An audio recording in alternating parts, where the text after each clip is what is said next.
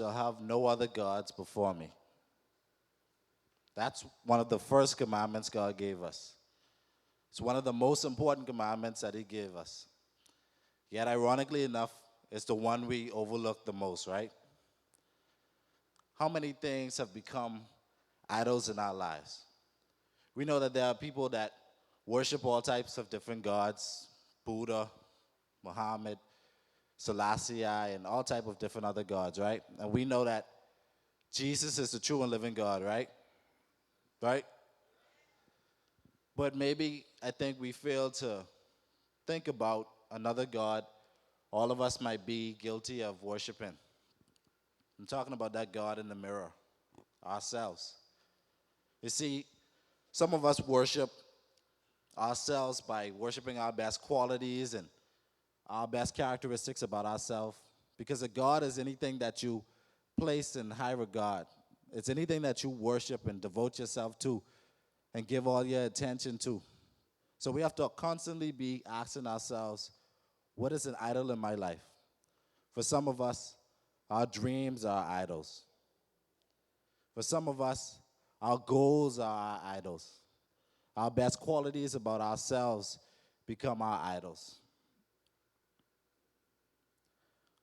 The thing is, we have to always be questioning ourselves and asking ourselves what is most important to us.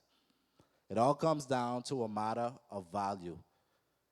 What is most important to us?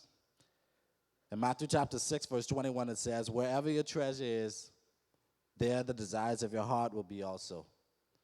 So it's important, once again, for us to ask ourselves, what is the most important to us, and have we allowed it to become a God in our life?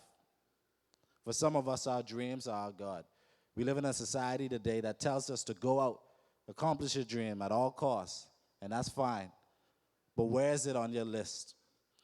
For others of us, even noble things like family and children can become idols for us, right? How many people do we hear say, my children come first and then everything else? So if we're not careful, even noble things like our children can become idols. Even ministry can become idols in our lives. We focus so much on what we're doing for God and we forget about who we're doing it for. So it's very important for us to always be evaluating what is most important to us. And we know that there can never be an even tie with these things. In Matthew chapter 6, verse 24, it says, no man can serve two masters. Either he'll hate one and love the other, or he'll despise one and be devoted to the other. The fact is, we can theoretically put God at the top of our list all we want. But He knows our heart, and He knows where He's at that list. Not only does He know our heart, but He desires to be number one on that list. Not only does He desire to be number one on that list, but He deserves to be number one on that list. It says that God is a jealous God in Exodus 34, verse 14. Do not worship any other God, for the Lord your God, whose name is jealous, is a jealous God. And when we talk about Him being jealous, we're not talking about in some sinister sort of way. It's more like He's possessive of the things that He rightfully deserves. And what does God rightfully deserve? Our heart, our time, our devotion, our attention. And He wants those things. And He gets upset when we direct those things to other people and other things, right? So I want to encourage you to search yourself, ask yourself these questions. What is most important to me? And be sure that you have no other gods.